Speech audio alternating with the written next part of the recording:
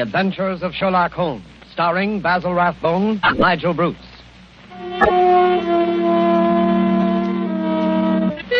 The makers of bromoquinine cold tablets bring you another adventure of Sherlock Holmes with Basil Rathbone as Sherlock Holmes and Nigel Bruce as Dr. Watson. Watch out for colds, ladies and gentlemen. They're very prevalent now, and a little cold may be the start of a serious illness. What you want to do at the first sign of a cold is take famous bromoquinine tablets. Bromoquinine tablets are made for one purpose and one purpose only, and that is the relief of colds. They act fast, give you speedy results, and that's what you want when you have a cold. Bromoquinine tablets are known the world over for their efficacy. Trust your reputation when buying a medicine.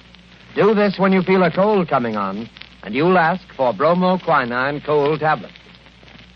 And now, as we make our way through the night to Dr. Watson's hospitable door, we notice a feeling of spring in the air. The buds are swollen on the trees, still black and dripping from the rain.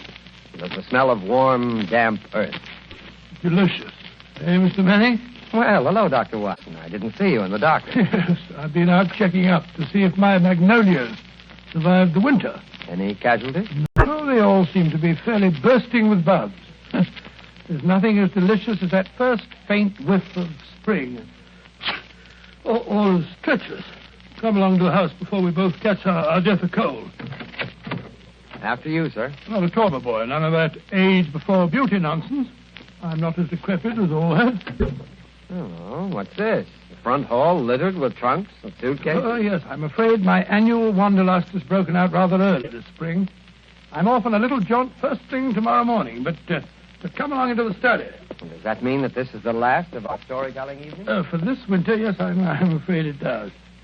Well, I trust I'm not too forward if I hope to be invited back again in the fall. Oh, of course not. You know we'll be waiting for your return. Oh, thanks very much. It's very, very decent of you. To put up with the meanderings of an old fellow like myself, huh? I appreciate it, you know. But sit down, Mr. Manning. Sit down there, over there, in the usual chair. Let's get on with our story before I get all glittery and sentimental. You're going to tell us about Professor Moriarty tonight, aren't you? Well, I had intended to, but I've changed my mind. I'm going to tell you the adventure of retired Colourman instead. Retired Colourman? Isn't that a military term? No, it isn't. Mr. Josiah P. Amberley had been the junior member of Brickfall and Amberley, manufacturers of artistic paint boxes. He made quite a tidy little fortune. Retired from business at the age of 61, bought a house at Lewisham and then settled down. The next year, 1897, I think it was, the old fool married. Married? Yes, married. The woman 30 years his junior. Yes, that's always a bit risky. Risky? Within 2 years, he was as miserable a creature as crawls beneath the sun. Oh, dear me, I'm jumping ahead of the story again.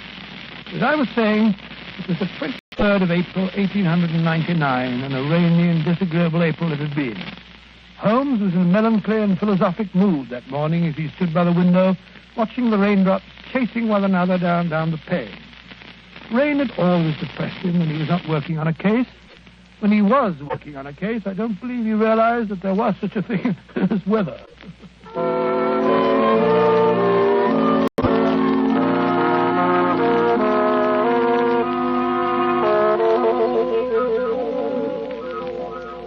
Look at that beastly rain. Hasn't stopped for 3 days. Might as well be another flood. Well, heaven only knows what transgressions could have brought it on. That's been a really first-class crime for months. Oh, cheer up, Holmes, cheer up. It's probably good for the crops or something. The shortage in crime? No. The rain, of course, probably makes the little buds sprout and the little shoots shoot. Oh, don't be so blasted optimistic. More likely rotting all the seed that's already been planted. Rain, where the deuce does it all come from? This confounded English climate? Why any man with half a brain stays on this rain-soaked, mist-bound island is beyond me. I doubt if the men have anything to do with it. It's the ladies, God bless them. This climate gives them perfect complexions, and with so many lovely creatures about, what Englishman would think of quitting the country? So much beauty, such exquisite... Oh, rubbish, Watson, rubbish. The spring has given you a temporary softening of the brain. I regret to say it seems to have that effect on most impressionable males. Impressionable nonsense. When a woman's concerned in many cases, you never even notice whether she's 16 or 60, and then you don't care whether she's got a well-turned ankle or whether she's flat-footed. Oh, why should I? Holmes, there are times when I think you're a cold-blooded fish. Possibly, Watson, possibly. Why do you suppose the fool doesn't show up? What fool? Josiah P. Amberley. Oh, is he one of your clients? Oh, I suppose I may call him so. He's been sent to me by Scotland Yard. Oh, by Scotland Yard. Quite. By Lestrade, to be exact. You must consider the case fairly hopeless if Lestrade hands the matter over to me of his own accord. Look, Holmes, there's a cab drawing up in front of our front door. He must be your client, Mr. Amberley. Yeah. Strange-looking individual, Watson? He's quite an old fellow. Looks literally bowed down with care. Ah, but no weakling. Look at those shoulders and that chest. The framework of a giant. He's arguing with the cab driver about the fare. Huh. Watches the pennies, eh? I must say I don't like his face. So fierce and eager, and the way those snaky locks of grizzled hair stick out from under his hat. I wonder what he's worrying. What's worrying Mr. Amberley? Willing to bet it has something to do with money. I imagine nothing else could upset him to any great extent. Nonsense, Holmes. You always look on the base side of human nature. Here he is now. Come in, come in. Which of you is Sherlock Holmes? I am. This is my friend, Dr. Watson. Oh, how do you... I'm a broken man. He's robbed me, the swine. Taken everything I had in the world. I thought he was my friend, and he took everything. Right from under my nose, in my own house. Robbed me, he did. Yes, I felt sure it was a question of money. Money? Who said money? He stole my wife, the light of my life, the apple of my eye. It's true she was very expensive, but after all, she was my wife, and he stole her. Now, Mr. Amberley, my beautiful blonde wife, hair like gold, and my securities. The money I saved up with years of hard work. Gone, all gone. Yes, thank you. First, tell us about your wife. How long have you been married? 2 years. 2 years, and she's tired of me already. 2 little years. Easy now, good man, easy. More facts and fewer recriminations if we're to get to the bottom of this case. Well, 3 years ago I retired. Bought a house. Big house at Lewisham. Cost me plenty of money, that house did. Well, sir, I'd never lived alone in a big house before, and got sort of lonely. House began to need looking after, so I thought I'd start looking around for a wife. Nice, healthy, young wife to look after me. Then I met Ella. Handsome girl she was, too. A good cook. Hair like gold. Could bake a beef and kidney pie that would melt in your mouth. So I thought I might as well get married. Yeah, very practical, I'm sure. Yes, that's what I figured at that time. But, Lord, Mr. Holmes, the money a woman runs into. There made my heart bleed the way the money went. I should have thought you'd have been glad when the other fellow took it off your hands. But who was this... This wolf in sheep's clothing? Yes. His name was Dr. Ray Ernest, a young fellow. Used to come over nights and play chess with me. I see. He stole your wife. Yes, and my securities. Yes, but surely the securities are registered. You can hardly hope to convert them. Maybe not, but I must have them back. And you've got to find those securities for me, Mr. Holmes. You've got to find them. And your wife, of course? Well, of course, wherever she is, they are. Not quite. On the other hand, Mr. Amberley, I confess I don't see that I can be of much service. It's a routine matter, and I'm sure that Scotland Yard would be only too glad... They haven't found anything, not a single security. Very well. And we'll do our best. Dr. Watson will take a run down to your house at Lewisham to look over the grounds. Oh, really? Yes. I hardly expected you to come yourself. After my heavy financial loss, nobody cares if an old man's heart is broken. Now, stop that blubbering. I'm not coming myself because I'm preoccupied with the case of the 2 Coptic patriarchs. This particular case doesn't seem to be very complicated. I'm sure, Mr. Amberley, that Dr. Watson can handle it as well as I could myself. Well, if that's the best that you can offer, I suppose I must be satisfied. Huh? Pampered, that's what she was. And that young man, that dirty pickpocket, I treated him like my own son. He had the run of the house. And now look how they've treated me. Me, you never harmed a soul. Quite. And now, good day, Mr. Amberley. Yes. Well, good day, Mr. Holmes. And I shall expect Dr. Watson this afternoon. You have my address, I believe. Oh, the ingratitude, the rank ingratitude of it all. I must say, Holmes, I like the way you've shoved all this off onto my shoulders. Coptic patriarchs, indeed.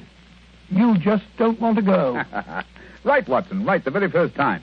You've been begging for a case all to yourself for months. Well, here it is. Yes, and a nice case you've given me, I must say. That old skinflint. Oh, my daughter, oh, my ducats, eh? The emphasis on the ducats, if I'm not mistaken.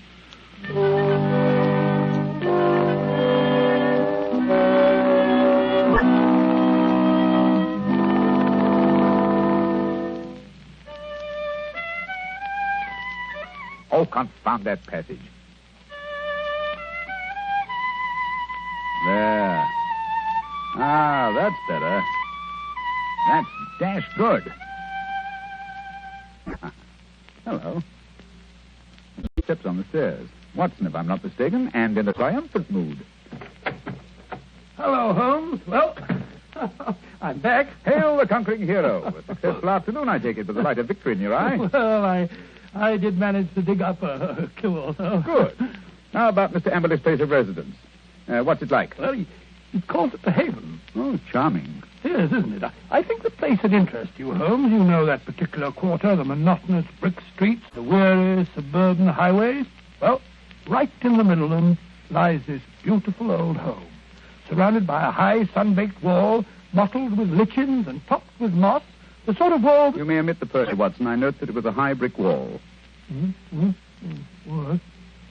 I should have guessed it was the Haven, even if I hadn't asked the lounger who was smoking outside in the street. A lounger? Yes, a tall, dark, heavily moustached man with a curious look in his eye. With great tinted glasses and a Masonic type-in? Good heavens. How'd you know? Oh, the fool. A child of 10 could have seen through that. Oh, Mr. Holmes, I don't see. Never mind. Continue with your story, Watson. Well, I'd hardly entered the gateway before I saw Mr. Amberley coming down the drive to meet me. He began at once, pouring out his grievances. We walked back to the house together. And? Well, once inside the wall, I must say, I've never seen a place worse kept. Garden lined to weeds and in a dreadful neglect. The house, too, was slatternly to the last degree. It just goes to show what happens to a place when there's no womanly hand about to keep it in order. Yes, but Mrs. Amberley's only been missing a few days. Hardly time for so much disintegration to take place. Must have set in before she left. Oh, possibly. At any rate, Mr. Amberley seemed to be ashamed of it. He was doing his best to remedy it, though I must admit that his efforts looked a trifle ineffectual.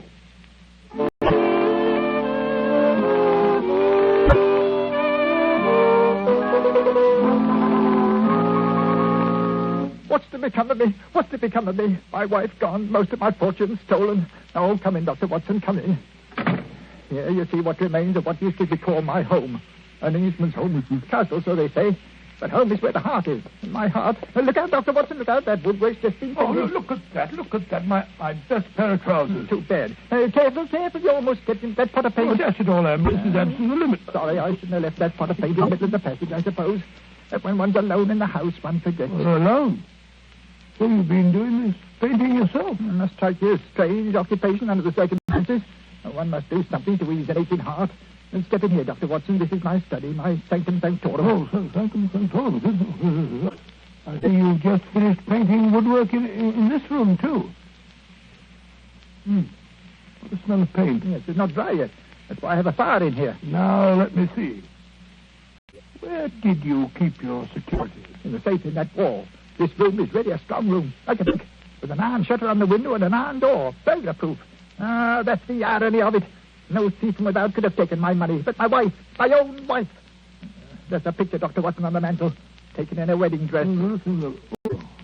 Nice-looking girl, Emily. It doesn't look the sort... the viper, the ingrate. Oh, really? Why, that very night, I bought 2 upper circle seats at the Haymarket Theatre.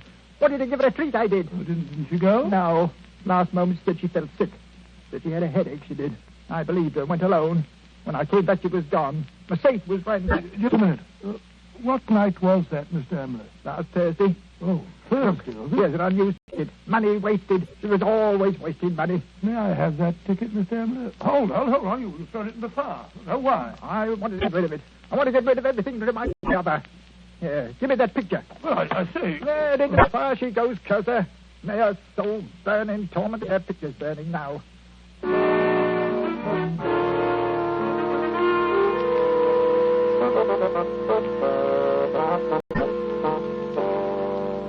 Unpleasant fellow, eh, Watson? This case begins to look more somber than I suspected. If you could only have brought me that ticket, Watson. Oh, I did my best, Holmes. I may not have the ticket itself, but I did notice the number of the seat. Oh, bravo, Watson. How did you happen to remember it? Well, as a matter of fact, it was my place in form at school, 31. See from the bottom. And so it stuck in my head. Splendid, old fellow. Then Amberley's seat must have been 30 or 32. Dear me now. Who can that be? Well, whoever it is, he's dashed impatient. Oh, yes. Here he comes up the stairs, fairly running. Come in. Well, bless my soul if it isn't our old friend, our good friend, Mr. Amberley. What's up? A telegram, Mr. Holmes. I can't make anything of it. Here, see for yourself. Uh-huh. Come at once without fail. Yes. Can give you information as to your recent lost find, Elman, Yes, at the Elman. vicarage. Dispatched at 2:10 from Little Purlington. Little Purlington in Essex, I believe, not far from Frinton. You will start at once, of course. Watson, look up the train. It's probably a hoax. What could anyone in Little Purlington But it's know from about a very responsible person. Where's my Crockford? Yes, here it is. We'll look up this minister of the gospel. Elman. Here it is. Yes, J.C. Elman, M.A., living of Mossmore, Little Purlington. Yes, but I still don't... Surely, Mr. Amberley, you want to find your wife and your lost security, don't you? Of course, but it's a waste of time and money. Here we are. Here's the train from Liverpool Street at 5:20. Yes, you just have time. Mr. Amberley, you go downstairs and hail a cab. I'll help Dr. Watson throw a few things in the bag. You think I need Dr. Watson? Perhaps I'd better go alone. Oh, no. It may be a trap for all we know. I don't think I shall go. Mr. Amberley, it would make the worst possible impression on both the police and on myself if you refused to follow up so obvious a clue. We should feel that you were not in earnest about this investigation. Very well, I'll go. Perhaps you'd better go with him, Holmes. What? Take your case, Watson. After the brilliant ways in which you've handled it? No. Go along, Mr. Amberley, or you'll miss your train. Very well, but the expenses or something. Here you are, Watson. Here's your bag. It's packed. Yes, you never know when you may be called off on a case like this. I packed it for you. Holmes, I do think Quite. Now, whatever you do, see that he really does go to Little Purlington. Yes, I don't think that he's Again, quite. Should he break away and try to return, get to the nearest telegraph station and send me the single word bolted. I will arrange to have it reach me wherever I am. What? You have something to look into at this end, then? I have, Watson. This case is beginning to take on a rather curious, sinister aspect. Above all, old man, take good care of yourself. And Mr. Amberley.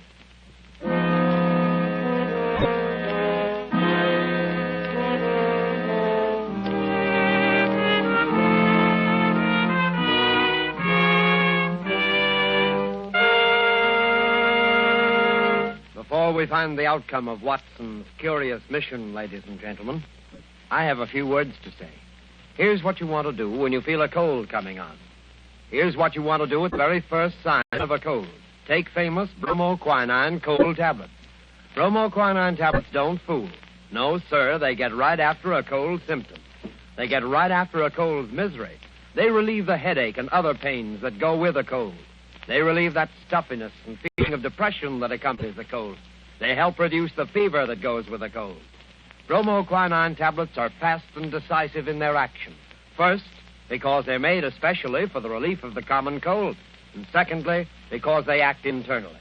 You can take lots of things for the relief of a cold, but nothing more reputable and reliable than famous bromoquinine tablets. Get them at any drugstore at the first symptom of a cold. Ask for bromo, B-R-O-M-O, quinine, Q-U-I-N-I-N-E, bromoquinine cold tablets.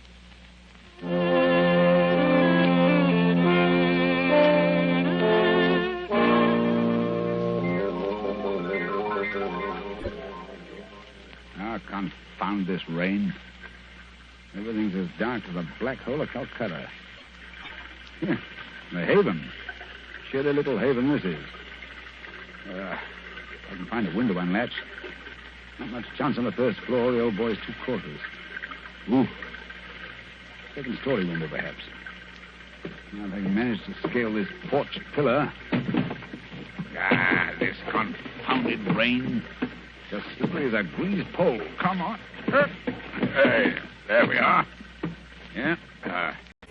Here's the window that's unlatched. Easy. Now. 1 foot over the sill. Up with your hands. Up with them, I tell you. Thought I wouldn't see you prowling round down below, eh? Well, I've caught you red-handed.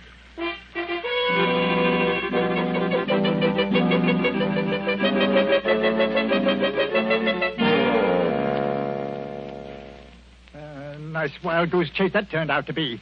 That friend of yours, Sherlock Holmes, is a fool. I'm sure, Mr. Amberley, if you'll call and see him, he can explain. Explain nothing. That vicar had never seen that telegram before. The way he treated us. You might have thought we were suspicious characters. Then missing the last train and having to sit up all night at the confounded station with the rain dripping through the roof. Well, we could have gone to an hotel. Gone to an hotel? That costs money. Gone to an hotel, indeed. Here's your house, Mr. Amberley. I think I'll go along home now and get some breakfast. You will not. I'm going to come into the house and see if everything's all... Why, look up there. The window over the porch. It's open. Perhaps you left it like that yourself? Rubbish. I tell you, I don't like the looks of this. Where's my key? Here it is. We'll soon find out. I say, it is gloomy, isn't it? Look. Someone's been here right enough. Footprints on the fresh paint. I'll find them if I have to tear the place apart. No need for that, Mr. Amberley. We're here waiting for you in the study. Holmes! Good heavens, what a start you gave. How did you get in here? Climbed in through an upstairs window. That's burglary, young man. Yes. Burglary has always been an alternate profession, and I cared to adopt it. I'll admit I was glad I hadn't when I walked into Inspector Lestrade's gun last night. He thought I was a burglar, too. But come, we're keeping him waiting. He's in the library. Here they are, Lestrade. I told you we could expect them back before 10. No, but look here, that's not Lestrade. That's the man I saw loitering in front of the gate yesterday afternoon. The fellow with the black moustache and the glasses. Yes, that's right, Dr. Watson. Yes. Lestrade fondly imagines that's a disguise. Oh, now look here, though. It's as obvious to anyone who takes the Now, trouble. look here, I've had enough of this. I won't have two busybodies prowling around my house in the middle of the night. And what's more, Mr. Sherlock Holmes, I suspect you sent that telegram yourself. Very clever of you, Mr. Amberley, very clever. You look a trifle pale. I thought a night in the country might do you no, good. enough of that. What kind of a fool do you take me for? I have you put behind the bars, all of you. Oh, surely not Inspector Lestrade. Why, he's from Scotland Yard. I don't care if it's from the House of Lords. Yeah, none of that. You're all disgraced, publicly disgraced. Breaking into my house in the middle of the night. Oh, I'll get you for that. What were you doing in here last night? Answer me that. Looking for the bodies. What? Looking for the bodies of your wife and Dr. Ernest. What have you done with them? How dare you? You murdered them in this room. We have ample proof. Why, you... Stop him, Watson. Stop him. He's got a capsule in his hand. It's poison. He's going to swallow it. No. Come on, no, get that out. Spit it out. Spit it out. Spit it out, or I'll choke No you. shortcut, Mr. Amberley, if you please. Everything decently and in its proper place. Take him away, Lestrade. Right, come along now. No more monkey business. I won't put up with that. All right, come. Phew, what a scene. So that old brute Amberley's a murderer, eh? How did you find it out? Well, the first clue was the theater ticket, which you didn't use. We found that out. That destroyed his alibi. Yes, the theater people assured us that there had been 2 empty seats, not just one. The second clue was the smell of fresh paint. What was he trying to hide by that? Yes, what? Gas. He asphyxiated his wife and Dr. Ernst in this room, Good heavens. his strong room, which was as near airtight as anything could humanly possibly Yes, be. but how? Well, that's what I wanted to find out. That's what I was looking for when I broke into the house last night. And what did you find? Look here. Notice the gas pipe along the skirting here? It rises in the wall, in the angle there, and ends in that plaster rose in the center of the ceiling where it's concealed by that ornamentation. The end's wide open. How horrible. Yes, then look here. Look, near the floor. What do you make out? 2 words written on the wall. We were. Then a scroll. We were. What does that mean? The poor devil was trying to write, "We were murdered." I can see the whole ghastly scene. It was last Thursday night. Amberley had lured his wife and Dr. Ernest into this room.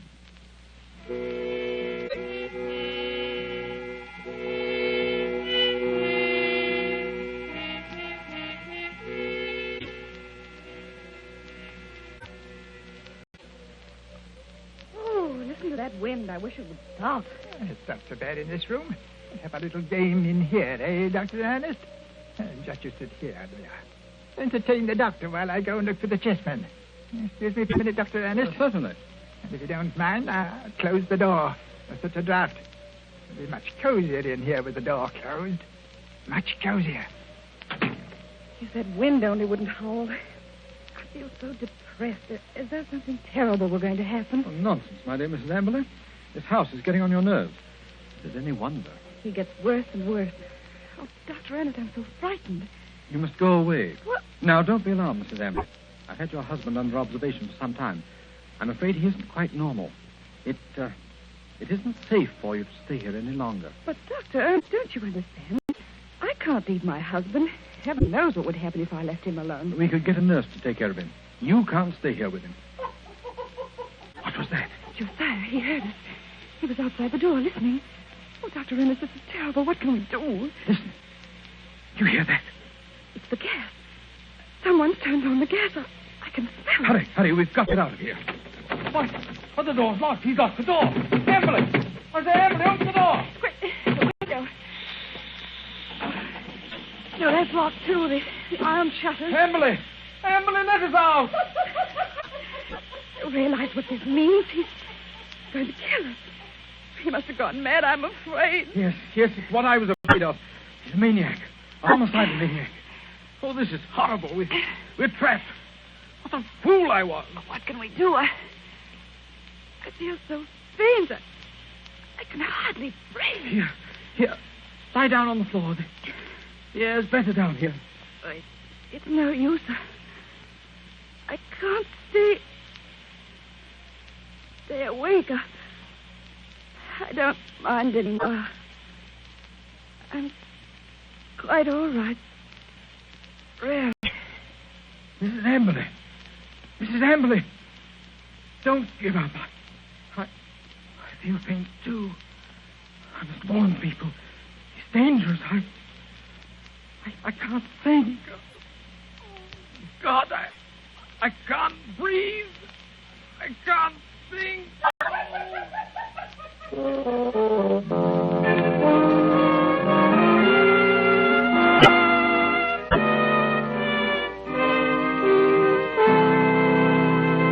What a tragic story, Dr. Watson. Was Mr. Amberley insane? They decided he was. He ended his days in an asylum. Did they ever find the bodies? Yes, at the bottom of an old well, the opening of which had been cleverly concealed by a dog catcher. I see. And now I'm afraid it's time to say goodbye. Well, not goodbye, Dr. Watson. Au revoir. Oh, just as you say, Mr. Manning. Anyway, in conclusion, I want to thank you and our radio audiences who so patiently listened to the reminiscences of a sentimental old fellow. And I want to wish you all, old and young, an extremely happy summer. Thank you, Dr. Watson. Ladies and gentlemen, in just a moment, Basil Rathbone would like to say a few words to you. But first, may I give you a word of advice? Remember the danger of the so-called common cold. Remember the sickness it can cause and the bills it can cost. Act promptly, decisively, at the first sign of a cold. Take famous bromoquinine tablets. Bromoquinine tablets have a reputation. Their fame extends to all quarters of the globe. Their merit is an assured fact. Reliability is the one thing you want in any medicine, especially medicine for the relief of colds. Don't wait. Don't procrastinate when you feel a cold coming on. Go right to your druggist and get a box of bromoquinine tablets. The small cost may save you a lot in grief and expense. Ask clearly for bromoquinine cold tablets. And now, here's Basil Rathbone. Ladies and gentlemen, to me, Sherlock Holmes has always been one of the greatest characters ever created. Tonight, as our present series ends, I'd like to thank our sponsor, the makers of bromoquinine, for giving me the opportunity of playing Holmes on the air, especially with such an inspired Dr. Watson as Nigel Bruce. Oh, Basil, that's Quiet very... now, please. Oh, sorry, what? Speaking for myself and Mr. Bruce, may I express our gratitude to our radio audience for the many letters of interest and encouragement that we received. And finally, a word of appreciation to all the performers and others concerned with this program who have helped so immeasurably in making the Baker Street days live again. And now, until fall, it's time for me too to say au revoir and good luck.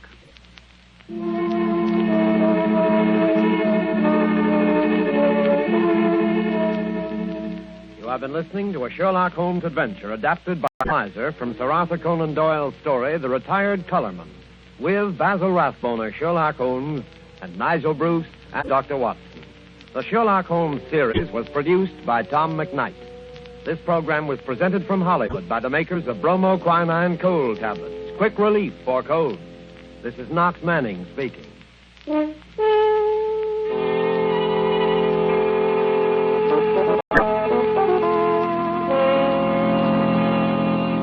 This is the National Broadcasting Company.